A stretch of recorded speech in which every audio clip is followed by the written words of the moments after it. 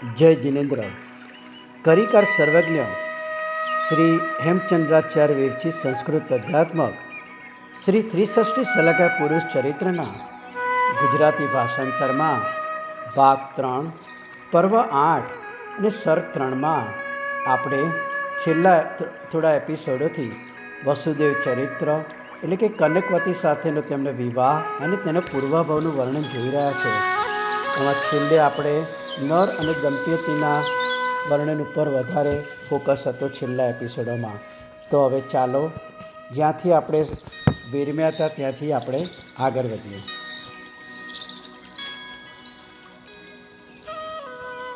હવે પેલા સાર્થવાએ જ્યારે પોતાના સાર્થમાં નળની પ્રિયાને જોઈ નહીં ત્યારે તેનું કુશળ થાઓ એમ ચિંતન કરતો તેને પગલે પગલે પાછળ ચાલ્યો.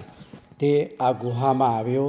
ત્યાં તેણે સમાધિ વડે અરિહંતના બિંબનું પૂજન કરતી દવદંતીને જોઈ. વૈદર્ભીને કુશળ જોઈ સાર્થવાને હર્ષ થયો. પછી વિસ્મયથી નેત્ર વિકસિત કરીને તેણે નમીને તે ભૂમિ પર બેઠો. દવદંતી અર્હત પૂજા સમાપ્ત કરી સ્વાગત પ્રશ્ન પૂછી અમૃત જેવી મધુર વાણી વડે સાર્થવાની સાથે વાત કરવા લાગી. આ વાર્તાના શબ્દો સાંભળી ત્યાં નજીક રહેનારા કેટલાક તાપસો મૃગલાની જેમ ઊંચા કાંડ કરીને સત્વર ત્યાં આવ્યા. તે સમયે દુર્ધર જળધારાથી પર્વત ઉપર ટાંકણાથી તાડન કરતો હોય તેમ મેઘ વરસવા લાગ્યો. ભાલા જેવી મેઘધારાથી હણાતા તે તાપસો હવે આપણે ક્યાં જઈશું અને આ જળમાંથી કેમ ઉગરીશું એમ બોલવા લાગ્યા. તિર્યંચ પ્રાણીઓની જેમ ક્યાં નાસી જવું એવી ચિંતાથી આતુર થઈ ગયેલા તે તાપસોને જોઈને ભીમરાજાની પુત્રી એટલે કે દમયંતીએ કહ્યું, તમે બીસો નહીં એમ ઊંચે સ્વરે કહ્યું. પછી એક મર્યાદા કુંડ કરી એ ધુરંધર સતી આ પ્રમાણે મનોહર વાણી બોલી કે જો હું ખરેખરી સતી હોઉં, સરળ મનવારી હોઉં અને આરહતી શ્રાવિકા હોઉં તો આ વરસાદ આ કુંડની બહાર બીજે વરસો. તત્કાર તેના સતીત્વના પ્રભાવથી જાણે કુંડ ઉપર છત્ર ધર્યું હોય તેમ તેટલી જમીનમાં જળ પડતું બંધ થઈ ગયું. તે વખતે જળથી ધોવાયેલો તે પર્વતનો પ્રદેશ નદીમાં સ્નાન કરવાથી નિર્મળ અને શ્યામ શરીરવાળા હાથીની જેવો શોભવા લાગ્યો. ચારે તરફ વરસાદ વરસતા તે ગિરિની ગુહાઓ મેઘની શોભાથી પૂર્ણ થઈ હોય તેમ જળથી પૂરાઈ ગઈ. આ પ્રમાણે તેનો પ્રભાવ જોઈને સર્વે વિચાર કરવા લાગ્યા કે જરૂર આ કોઈ દેવી છે, કેમ કે મનુષ્યનું આવું રૂપ કે આવી શક્તિ હોય નહીં. પછી સ્વચ્છ બુદ્ધિવાળા વસંત સાર્થવાએ તેને પૂછ્યું, ભદ્રે કહો તમે આ કયા દેવની પૂજા કરો છો? દવદંતી બોલી, સાર્થવા આ અરિહંત પરમેશ્વર છે. તે ત્રણેય લોકના નાથ અને ભવિ પ્રાણીઓને પ્રાર્થનામાં કલ્પવૃક્ષ રૂપ છે. હું તેનું જ આરાધન કરું છું. તેના પ્રભાવથી જ હું અહીં નિર્ભય રહું છું અને વ્યાઘ્ન વગેરે શિકારી પ્રાણીઓ પણ મને કંઈ કરી શકતા નથી. પછી વૈદર્ભીએ વસંત સાર્થવાને અરહંતનું સ્વરૂપ અને અહિંસા વગેરે આર્હત ધર્મ કહી સંભળાવ્યો. વસંતે તત્કાર તે ધર્મને સ્વીકાર્યો અને દવદંતીને હર્ષથી કહ્યું કે તમે ખરેખર આ ધર્મના કામધેનુ છો અને અમારા સારા ભાગ્યે અમારી દ્રષ્ટિએ પડ્યા છો. તે વખતે તેની વાણીથી બીજા તાપસોએ પણ હે અને ઉપાધ્યાયને જાણનારા થઈ જાણે ચિત્તમાં પડ્યો હોય તેમ ધર્મને ભાવપૂર્વક સ્વીકાર્યો અને તે ધર્મથી વાસિત થઈ પોતાના તાપસ ધર્મને નિંદવા લાગ્યા. કેમ કે જ્યારે પયપાન કરવા પડે મળે ત્યાર પછી તેને કાંજી કેમ કચે રૂચે. પછી વસંત સાર્થવાએ તે ઠેકાણે એક શહેર વસાવ્યું અને તેમાં પોતે તેમજ બીજા કેટલાક સાહુકારો આવીને નિવાસ કર્યો. ત્યાં 500 તાપસ પ્રતિબોધ પામ્યા. તેથી એ નગર તાપસપુર એવા નામથી પ્રસિદ્ધ થયું. પોતાના ખરા સ્વાર્થને જાણનારા સાર્થવાએ પોતાના દ્રવ્યને કૃતાર્થ કરવાને માટે તે નગરમાં શ્રી શાંતિનાથનું ચૈત્ય કરાવ્યું. પછી ત્યાં રહીને તે સાર્થવા તાપસો અને સર્વ નગરજનો અર્હત ધર્મમાં પરાયણ થઈને પોતાનો સમય નિર્ગમન કરવા લાગ્યા. એક વખતે દવદંતીએ અર્ધરાત્રે પર્વતના શિખર ઉપરથી સૂર્યના કિરણોની જેવો પ્રકાશ જોયો અને તેની આગળ પતંગની જેમ ઉછળતા અને પડતા દેવ, અસુર અને વિદ્યાધરોને જોયા. તેમના જય જય શબ્દના કોલાહલથી જાગી ગયેલા સર્વ વણિકોએ અને તાપસોએ વિસ્મયથી ઊંચું જોયું. પછી વૈદર્ભી તે વણિકજન અને તાપસોને સાથે લઈ ભૂમિ અને અંતરિક્ષની વચમાં માનદંડી જેવા ઊંચા તે ગિરી ઉપર ચડી. ત્યાં પહોંચી એટલે શ્રી સિંહ કેસરી મુનિને કેવળ જ્ઞાન ઉત્પન્ન થવાથી દેવતાઓએ આરંભ કરેલો તેમના કેવળ જ્ઞાનનો મહિમા તેને જોવામાં આવ્યો. પછી તેઓ સર્વ તે કેવરી મુનિને દ્વાદશાવર્ત વંદના કરી વૃક્ષના મૂળમાં વટે વાર્ગુમ બેસે તેમ તેમના ચરણકમર પાસે બેઠા. તે સમયે તે સિંહકેસરી મુનિના ગુરુ યશોભદ્ર સૂરી ત્યાં આવ્યા. તે તેમને કેવરી થયેલા જાણી વંદના કરીને તેમની આગળ બેઠા. પછી કરુણા રસના સાગર શ્રી સિંહકેસરી મુનિએ અધર્મના મર્મને વિજ્ઞારી આ પ્રમાણે ધર્મદેશના આપી. આ સંસારમાં ભ્રમણ કરતા પ્રાણીઓને મનુષ્ય જન્મ પામવો અતિ દુર્લભ છે. તે મનુષ્ય જન્મને પામીને પોતે વાવેલા વૃક્ષની જેમ જરૂર તેને સફર કરો. હે સદ્બુદ્ધિ મનુષ્યો, તે મનુષ્ય જન્મનું મુક્તિદાયક એવું જીવદયા પ્રધાન આર્હત ધર્મરૂપ ફળ છે. તેને તમે ગ્રહણ કરો. આ પ્રમાણે શ્રોતાઓના શ્રવણમાં અમૃત જેવો પવિત્ર આર્હત ધર્મ કહીને પછી તાપસોના કુરપતિનો સંશય છેદવા માટે તે મહર્ષિએ કહ્યું, આ દવદંતીએ તમને જે ધર્મ કહ્યો છે તે બરાબર છે. એ પવિત્ર સ્ત્રી આર્હત ધર્મના માર્ગની મુસાફર છે. તે અન્યથા વધે નહીં. એ સ્ત્રી જન્મથી જ મહાસતી ને આર્હતી છે. વળી તમે તેની પ્રતીતિ પણ જોયેલી છે, કેમ કે તેણે રેખાકુંડમાં મેઘને પડતો અટકાવી રાખ્યો હતો. તેના સતીપણાથી ને આર્હતીપણાથી સંતુષ્ટ થયેલા દેવતાઓ સદા તેની સાનિધ્યમાં રહે છે. તેથી અરણ્યમાં પણ તેનું કુસર થાય છે. પૂર્વે તેના હુંકાર માત્રથી આ સાર્થવાનો સાર્થ ચો લોકોથી બચી ગયો હતો. એનાથી બીજો સો વધારે પ્રભાવ હોય. કેવરી ભગવંત આ પ્રમાણે કહેતા હતા તેવામાં કોઈ મહર્દ્વિગ દેવ ત્યાં આવ્યો. તે કેવરીને વંદના કરી મૃદુવાણી વડે દવદંતી પ્રત્યે બોલ્યો, હે ભદ્રે, આ તપોવનમાં હું કુરપતિનો કરપર નામે એક શિષ્ય હતો. તે તપના તેજથી ઘણો દુરાસદ હતો. વળી હું હંમેશા પંચાગ્નિને સાધતો હતો તો પણ તે તપોવનના તાપસો મને પૂછતા નહીં, તેમ વચનથી પણ અભિનંદન આપતા નહીં. તેથી ક્રોધરૂપ રાક્ષસથી આવિષ્ટ થયેલો હું તે તપોવનને છોડીને ઉતાવળો અન્યત્ર જવા ચાલ્યો. ચાલતા ચાલતા ગાઢ અંધકારવાળી રાત્રિ પડી. તે વખતે પણ ત્વરાથી ચાલતો એવો હું અકસ્માત કોઈ હાથી જેમ મોટી ખાડમાં પડી જાય તેમ ગિરિકંદામાં પડી ગયો. તે ગિરિના પાષાણ સાથે અથડાતા જીર્ણ ચીપના પડિયાની જેમ મારા બધા દાંત સહસ્ત્ર પ્રકારે વિશીર્ણ થઈ ગયા, અર્થાત તેને કટકે કટકા થઈ ગયા. દાંતના પડવાથી પીડાતું થઈને હું ત્યાં 7 રાત્રિ સુધી પડ્યો રહ્યો. પણ દુઃસ્વપ્નની જેમ તાપસોએ તો મારી વાર્તા પણ કરી નહીં. જ્યારે હું તેમના સ્થાનમાંથી નીકળ્યો ત્યારે ઘરમાંથી સર્પ નીકળી જવાની જેમ તે તાપસોને ઉલટું વિશેષ સુખ થયું હતું. તેથી તે તાપસોની ઉપર સરકતા અગ્નિ જેવો મને દુઃખાનુબંધી ક્રોધ ઉત્પન્ન થયો. પછી જાજવલ્યમાન ક્રોધથી દુર્મનવાળો હું મૃત્યુ પામી આ જ તાપસવનમાં મોટો સર્પ થયો.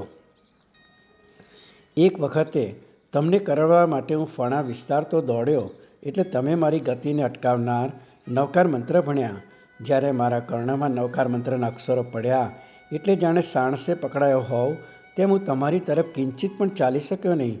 પછી શક્તિ રહિત થઈને મેં ગિરિગુહામાં પ્રવેશ કર્યો અને ત્યાં રહીને દરદૂર વગેરે જીવોનું ભક્ષણ કરી જીવા લાગ્યો. હે પરમ આર્હતી, એક વખતે વરસાદ વરસતો હતો ત્યારે તમે તાપસોને ધર્મ કહેતા હતા. તેમાં મેં સાંભળ્યું કે જે પ્રાણી જીવ હિંસા કરે છે તે નિરંતર સંસારમાં ભમે છે અને મરુભૂમિના પાંતની જેમ નિરંતર દુઃખ પામ્યા કરે છે. તે સાંભળીને મને વિચાર થયો કે હું પાપી સર્પ તો હંમેશા જીવ હિંસામાં જ તત્પર છું, તો મારી શી ગતિ થશે? આવી રીતે વિચાર કરી તર્ક વિતર્ક કરતાં ફરી મને યાદ આવ્યું કે આવા તાપસો મેં કોઈ ઠેકાણે જોયેલા છે. તે વખતે જ મને નિર્મળ જાતિસ્મરક જ્ઞાન ઉત્પન્ન થયું. તેથી જાણે ગઈકાલે જ કરેલું હોય તેમ પૂર્વભવનું મારું સર્વ કૃત્ય મને સાંભળી આવ્યું. એટલે ઉછળતા તરંગવાળા નીકના જળની જેમ મને અક્ષય વૈરાગ્ય ઉત્પન્ન થયો. તેથી મેં તત્કાળ સ્વયંવેવ અનશન વ્રત ગ્રહણ કર્યો. ત્યાંથી મૃત્યુ પામીને હું સૌધર્મ દેવલોકમાં દેવતા થયો. તપના કલેશને સહન કરનારા પ્રાણીઓને મોક્ષ પણ દૂર નથી. હે દેવી, હું કુસુમ સમૃદ્ધ નામના વિમાનમાં કુસુમપ્રભ નામે દેવ થયો છું અને તમારા પ્રસાદથી સ્વર્ગના સુખ ભોગવું છું. જો તમારા ધર્મ વચન મારા કાનમાં પડ્યા ના હોત તો પાપરૂપ પંકમાં પડેલા વરા જેવા મારી સીધ ગતિ થાત. હે ભદ્રે, અવધિ જ્ઞાનથી તમને મારા પરમ ઉપકારી જાણી હું અહીં તમારા દર્શન કરવા આવ્યો છું. આજથી હું તમારો ધર્મપુત્ર છું. આવી રીતે વૈદર્ભીને કહીને પછી તે દેવે ગામથી આવેલા બંધુની જેમ સર્વ તાપસોને મધુર અને સ્નેહ ભરેલી વાણીથી કહ્યું, હે તાપસો, પૂર્વ ભવે તમારા ઉપર મેં જે કોપાચરણ કરેલું છે તે ક્ષમા કરજો અને તમે સ્વીકારેલું સાવક વ્રત સારી રીતે પાળજો.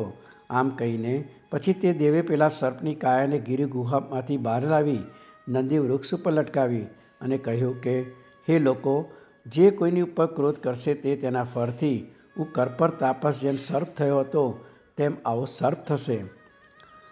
તે તાપસોનો કુરપતિ કે જે પ્રથમથી સમકિતધારી હતો તે ભાગ્યોદયથી આ વખતે પરમ વૈરાગ્યને પ્રાપ્ત થયો. પછી તાપસોના અધીશ્વરે કેવરી ભગવાનને નમીને વૈરાગ્ય વૃક્ષના ઉત્તમ ફળરૂપ ચારિત્ર ધર્મની યાચના કરી. કેવરી બોલ્યા, તમને યશોભદ્ર સૂરી વ્રત આપશે. સમતારૂપી ધનવાળા તે મુનિ મારા પણ ગુરુ છે. પછી અંતરમાં વિસ્મય પામેલા કુરપતિએ કેવરીને પૂછ્યું, હે ભગવાન, કહો તમે શા માટે દીક્ષા લીધી હતી? કેવરી બોલ્યા, કૌશલા નગરીમાં નર રાજાનો અનુજ બંધુ કુબર ઉત્તમ વૈભવ સંયુક્ત રાજ્ય કરે છે. તેનો હું પુત્ર છું. સંગા નગરીના રાજા કેસરીએ બંધુમતી નામની પોતાની પુત્રી મને આપી હતી. પિતાની આજ્ઞાથી ત્યાં જઈને હું તેને પરણ્યો. પછી તે નવોડાને લઈ મારા નગર તરફ આવતો હતો. માર્ગમાં જાણે મૂર્તિમાન કલ્યાણ હોય તેવા અનેક શિષ્યવાળા આ ગુરુને સંવત્સરેલા મેં જોયા. એટલે ત્યાં જઈ મેં પરમ ભક્તિથી તેમને વંદના કરી અને કર્ણમાં અમૃતની પરબ જેવી તેમની ધર્મ દેશના મેં સાંભળી. દેશનાના અંતે મેં પૂછ્યું કે મારું આયુષ્ય કેટલું છે? એટલે તેમણે ઉપયોગ દઈને કહ્યું કે માત્ર 5 દિવસનું આયુષ્ય છે. આ પ્રમાણે મરણ નજીક જાણી હું તેના ભયથી કંપાયમાન થયો, કારણ કે સર્વ પ્રાણીઓને મૃત્યુનો ભય મોટામાં મોટો છે. સૂર્ય બોલ્યા, વત્સ, ભય પામીશ નહીં. તું મુનિપરનું ગ્રહણ કર. 1 દિવસની દીક્ષા પણ સ્વર્ગ અને મોક્ષને આપે છે. પછી દીક્ષા લઈને હું તેમની આજ્ઞાથી અહીં આવ્યો છું. અહીં શુકલ ધ્યાનમાં વર્તવાથી મારા ઘાતી કર્મનો ક્ષય થતાં મને કેવળ જ્ઞાન ઉત્પન્ન થયું છે. આ પ્રમાણે કહી તે સિંહ કેસરી મુનિ યોગ નિરોધ કરી ભવો પ્રગાવી કર્મને હણીને પરમપદને પ્રાપ્ત થયા. પછી શુભાશયવાળા દેવતાઓએ તેમના શરીરને પુણ્યક્ષેત્રમાં લઈ જઈને તેનો અગ્નિ સંસ્કાર કર્યો. યથાર્થ નામવાળા વિમરમતી કુરપતિએ એ વખતે શ્રી યશોભદ્ર સૂરીના ચરણ પાસે દીક્ષા ગ્રહણ કરી. તે વખતે વૈદર્ભીએ પણ સૂરીને કહ્યું કે, હે ભગવાન, મને પણ મુક્તિની માતા રૂપ દીક્ષા આપો. યશોભદ્ર સૂરી બોલ્યા, હે દવદંતી, હજુ તમારે નર રાજા સાથે ભોગ ભોગવવાના છે, માટે તમે વ્રત લેવાને યોગ્ય નથી. પછી પ્રાતઃકાળ થયો એટલે સૂરી તે પર્વત ઉપરથી ઉતર્યા અને પોતાના ચરણથી તાપસપુરને પવિત્ર કર્યો.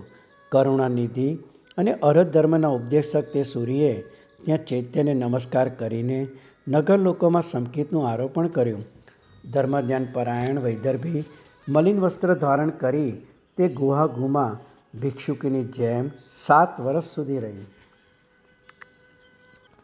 એક વખતે કોઈ પાંથે આવીને કહ્યું કે, હે દવદંતી, અમુક પ્રદેશમાં મેં તમારા પતિને જોયા છે. તેના વચનામૃતનું પાન કરતાં દવદંતીના અંગમાં રોમાંચ પ્રગટ થયો. પ્રેમનું લક્ષણ એવું જ હોય છે. આવા વચનથી મને આ કોણ તૃપ્ત કરે છે એમ જાણવાને શબ્દવેધી બાણની જેમ તે પાંથના શબ્દને અનુસારે તે દોડી ગઈ. પરંતુ દવદંતીને ગુહામાંથી ખેંચવાના જામીનની જેમ તે પાંથ તેને બહાર લાવીને કોઈક ઠેકાણે અંતર્ધ્યાન થઈ ગયો. તેણે ચોતરફ જોયું પણ કોઈ ઠેકાણે માણસ જોવામાં આવ્યું નહીં અને પોતાની ગુફાનો ત્યાગ થઈ ગયો. તેથી તે ઉભયભ્રષ્ટ થઈ. અહો, દૈવ દુર્બળનો ઘાતક છે. પછી તે મહારણ્યમાં પડી. ક્ષણમાં ચાલે છે, ક્ષણમાં ઊભી રહે છે, બેસે છે, આરોટે છે, વિલાપ કરે છે અને અશ્રાંત રુદન કરે છે. આ પ્રમાણે વારંવાર કરતી અને હવે હું શું કરું, ક્યાં જાઉં એમ વિચારતી વિચારવંત દવદંતી આદરપૂર્વક પેલી ગુહામાં જવા માટે પાછી ચાલી. ત્યાં માર્ગમાં એક રાક્ષસીએ તેને મેંડીને વાઘણ દેખે તેમ દીઠી. તત્કાર પોતાના મુખરૂપ ગુહાને પ્રસારીને તે ખાઉં ખાઉં એમ કહેવા લાગી. તે વખતે વૈદર્ભી બોલી, અરે રાક્ષસી, જો મારા મનની વિશે પણ મારા પતિ નર સિવાય બીજો કોઈ પુરુષ ના હોય તો તે સતીત્વના પ્રભાવથી તું હતાશ થઈ જા. અષ્ટાદશ દોષ રહી સર્વજ્ઞ ભગવાન જો મારા ઈષ્ટદેવ હોય તો તું હતાશ થઈ જા. 18 પ્રકારના બ્રહ્મચર્યમાં તત્પર વીર્યત અને દયાળુ સાધુઓ જો મારા ગુરુ હોય તો તું હતાશ થઈ જા. વરી અરે રાક્ષસી, જન્મથી માંડીને મારા હૃદયમાં વજ્રલેપની જેમ જો આરત ધર્મ જ રહ્યો હોય તો તું હતાશ થઈ જા. આ પ્રમાણે તેના વચનો સાંભળતા જ તે રાક્ષસીએ તેને ભક્ષણ કરવાની ઈચ્છા છોડી દીધી. પતિવ્રતાઓ પણ મહર્ષિની જેમ અમોઘ વચના હોય છે. પછી આ કોઈ સામાન્ય સ્ત્રી નથી પણ પૂર્ણ પ્રભાવશાળી સ્ત્રી છે એમ વિચારી તેને પ્રણામ કરીને જાણે સ્વપ્નમાં આવી હોય તેમ તે રાક્ષસી તત્કાર અંતર્ધ્યાન થઈ ગઈ. ત્યાંથી દવદંતી આગળ ચાલી. ત્યાં રીતિના જ તરંગવાળી પર્વતમાંથી નીકળેલી એક નિર્જળ નદી તેને જોવામાં આવી. શૂન્ય ઉપવનની નીક જેવી નિર્જળ નદીની પાસે આવીને તૃષાથી જેનું તારું સુકાઈ ગયું હતું તેવી દવદંતીએ આ પ્રમાણે કહ્યું કે જો મારું મન સમ્યક દર્શનથી અધિવાસિત હોય તો આ નદીમાં ગંગાની જેમ ઉત્કલ્લોલ જળ થઈ જાઓ. આ પ્રમાણે કહી તેણે પગની પાણીથી ભૂતલ ઉપર પ્રહાર કર્યો એટલે તત્કાર ઇન્દ્રજાની નદીની જેમ તે નદી સજળા થઈ ગઈ. પછી જાણે ક્ષીરસાગરની શિરામાંથી ઉત્પન્ન થયું હોય તેવું સ્વાદિષ્ટ અને ક્ષીરના જેવું ઉજ્જવળ તેનું સ્વચ્છ જળ દવદંતીએ હાથીની જેમ પીધું. ત્યાંથી આગળ ચાલતા ચાલતા દવદંતી શ્રાંત થઈને એક વડના વૃક્ષ નીચે વટવાસી યક્ષિણીની જેમ બેઠી. તે સમયે કેટલાક પાંથો કોઈ સાર્થમાંથી ત્યાં આવ્યા. તેમણે દવદંતીને ત્યાં રહેલી જોઈ પૂછ્યું કે હે ભદ્રે, તમે કોણ છો? અમને દેવી જેવા લાગો છો. વૈદર્ભી બોલી, હું માનવી સ્ત્રી છું. કોઈ સાર્થમાંથી ભ્રષ્ટ થઈ સતી આ અરણ્યમાં વસું છું. મારે તાપસપુર જવું છે, માટે મને તેનો માર્ગ બતાવો. તેઓ બોલ્યા, જે દિશામાં સૂર્ય અસ્ત પામે તે દિશાનો આશ્રય કરો. અમે અન્યત્ર જવાનો ઉત્સુક છે, તેથી તમને માર્ગ બતાવવાને સમર્થ નથી. અમે જળ શોધવા નીકળ્યા છે. તે જળ લઈને અહીં સમીપમાં અમારો સાર્થ ઉતર્યો છે, ત્યાં જઈશું. તેથી જો તમે ત્યાં આવશો તો તમને અમે કોઈ વસ્તીવાળા નગરમાં લઈ જઈશું. પછી તે તેના સાર્થમાં ગઈ. ત્યાં ધનદેવ નામના દયાળુ સાર્થવાએ તેને પૂછ્યું કે હે ભદ્રે, તું કોણ છે અને ક્યાંથી આવી છે? વૈદર્ભીએ કહ્યું કે હે મહાભાગ, હું વણિક પુત્રી છું. પતિની સાથે પિતાને ઘેર જતી હતી. માર્ગમાં મારા પતિ મને રાત્રે સૂતી મૂકીને ચાલ્યા ગયા છે. તમારા સેવક પુરુષો સહોદર બંધુની જેમ મને તમારી પાસે લઈ આવ્યા છે, તો મને હવે કોઈ શહેરમાં પહોંચાડો. સાર્થવા બોલ્યો, હે વત્સે, હું અચલપુર નગરે જવાનું છું, તો ખુશીથી અમારી સાથે આવ. તને પુષ્પની જેમ હું ત્યાં તેડી જઈશ. આ પ્રમાણે કહી તે સ્નેહી સાર્થવા પોતાની પુત્રીની જેમ તેને ઉત્તમ વાહનમાં બેસાડીને ત્યાંથી સત્વર ચાલવા પ્રવર્ત્યો. આગળ ચાલતા તે સાર્થવા શિરોમણીએ જળના નિર્ઝરણાવાળા એક ગિરિકુંજમાં સાર્થને નિવાસ કરાવ્યો. ત્યાં વૈદર્ભી સ્વસ્થ થઈ સુખે સૂતી હતી. તેવામાં રાત્રે સાર્થના કોઈ માણસને નવકાર મંત્ર બોલતો તેણે સાંભળ્યો. એટલે તેણે સાર્થવાને કહ્યું કે આ કોઈ નવકાર મંત્ર બોલનાર મારો સ્વધર્મી બંધુ છે. તેને તમારી આજ્ઞાથી હું જોવા ઈચ્છું છું. પિતાની જેમ તેની વાંછના પૂર્ણ કરવા માટે સાર્થવા તેને નવકાર મંત્ર બોલનારા શ્રાવકના આશ્રમમાં લઈ ગયો. તે બંધુ જેવો શ્રાવક તંબુમાં રહીને ચૈત્યવંદન કરતો હતો. ત્યાં જઈને તેને શરીરધારી ક્ષમ હોય તેવો વૈદર્ભીએ જોયો. તેણે ચૈતવંદન કર્યું ત્યાં સુધી ભીમકુમારી નેત્રમાં અશ્રુ લાવી તે મહાશ્રાવકની અનુમોદના કરતી સતી બેસી રહી. ત્યાં તે શ્રાવક જેને વંદના કરતો હતો તે વસ્ત્ર ઉપર આલેખેલા અને મેઘના જેવા શ્યામવર્ણી આરત ભીમને જોઈને તેણે દર્શન કર્યા. ચૈત્યવંદન થઈ રહ્યા પછી નરપત્નીએ સ્વાગત મંગળાદિ કરીને તેને પૂછ્યું કે, હે ભ્રાત, આ કયા અરહંતનું બીમ છે? તે શ્રાવક બોલ્યો, હે ધર્મશીલ બહેન, ભવિષ્યમાં થનારા 19મા તીર્થંકર શ્રી મલ્લીનાથ પરમાત્માનું આ બીમ છે. આ ભાવિ તીર્થંકરનું બીમ હું શા કારણથી પૂજું છું તે હે કલ્યાણી, મારા કલ્યાણનું કારણ સાંભળો. સમુદ્રરૂપ કટી મેખલાવાળી પૃથ્વીમાં મુકટરત્ન જેવી દ્વારિકા નામે નગરી છે. ત્યાંનો રહેનારો હું વણિક છું. એક વખતે ધર્મગુપ્ત નામના જ્ઞાની મુનિ ત્યાં પધાર્યા. તે રતિવલ્લભ નામના ઉદ્યાનમાં સમોસર્યા. મેં ત્યાં જઈને તેમને વંદના કરીને પૂછ્યું કે, હે સ્વામીન, મારો મોક્ષ કયા પ્રભુના તીર્થમાં થશે? તેમણે કહ્યું કે, મલ્લીનાથ અરહંતના તીર્થમાં તું દેવલોકમાંથી ચવીને પ્રસન્નચંદ્ર નામે મિથિલાપુરનો રાજા થઈશ. ત્યાં 19મા તીર્થંકર શ્રી મલ્લીનાથના દર્શનથી કેવળ જ્ઞાન પામીને તું નિર્વાણપદને પામીશ. હે ધર્મજ્ઞ બહેન, ત્યારથી મને શ્રી મલ્લીનાથ ઉપર અત્યંત ભક્તિ ઉત્પન્ન થઈ છે. તેથી આ વસ્ત્ર ઉપર તેમનું બીમ આલેખીને હું હંમેશા તેને પૂજું છું.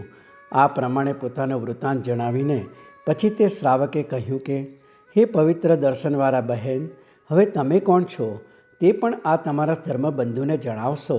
આવા તેના પ્રશ્નથી નેત્રમાં અશ્રુ લાવીને ધનદેવ સાર્થવાએ દવદંતીનો કહેલો પતિ વિયોગ વગેરેનો બધો વૃત્તાંત તે ઉત્તમ શ્રાવકને કહી સંભળાવ્યો. તે સાંભળી શ્રાવકના નેત્રમાં પણ અશ્રુ આવી ગયા અને હાથ ઉપર હડપચી મૂકીને તે વિચારમાં પડ્યો.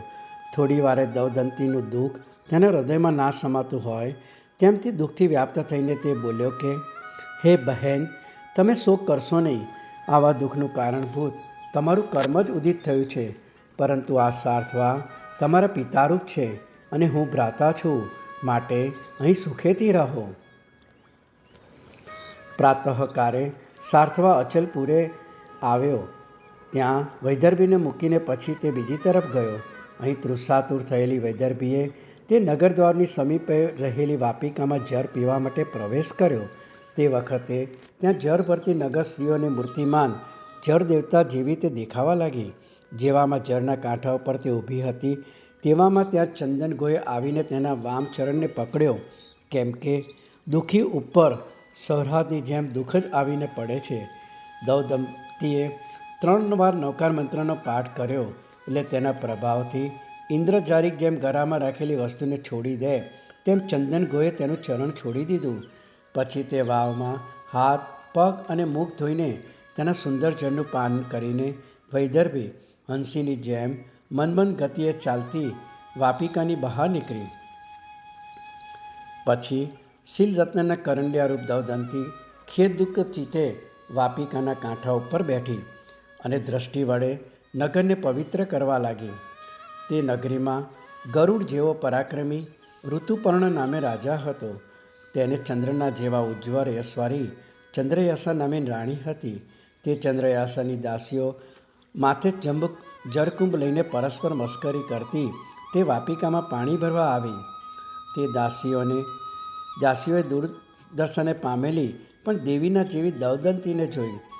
પદ્મિની કદી કાદવમાં મગ્ન થઈ ગઈ હોય તો પણ તે પદ્મિની જ છે. વૈદર્ભીના રૂપને જોઈને વિસ્મય પામેલી તેઓ તેની પ્રશંસા કરતી વાપિકામાં મંદ મંદ બેઠી અને પછી મંદ મંદ બહાર નીકળી. તેઓએ રાજમહેલમાં જઈને તે રમણીના રૂપની વાર્તા ધનના ભંડારની જેમ પોતાના સ્વામીની ચંદ્રયક્ષા રાણીને કહી. રાણીએ દાસીઓને કહ્યું કે તેને અહીં સત્વર તેડી લાવો, તે મારી પુત્રી ચંદ્રવતીની બહેન જેવી થશે.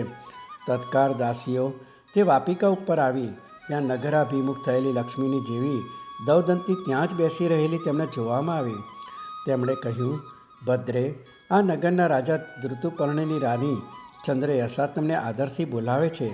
વળી તેમણે જણાવ્યું છે કે તું મારે ચંદ્રવતી નામની પુત્રી તુલ્ય છે.